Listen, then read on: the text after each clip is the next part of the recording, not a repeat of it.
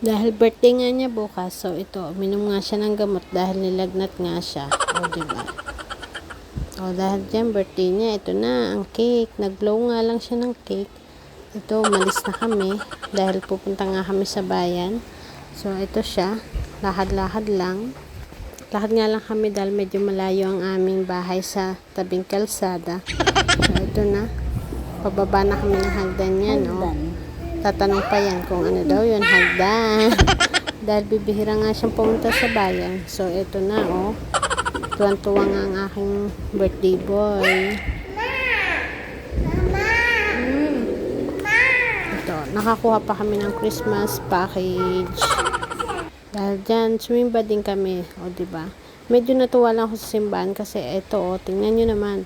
May instant wedding at saka binyagan nga naman. Sayang, hindi pa kami nakapunta. So, ayan na, o.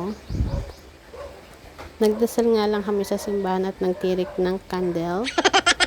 So, ito, picture-picture daw siya. Picture. O, nag-request na ng donut.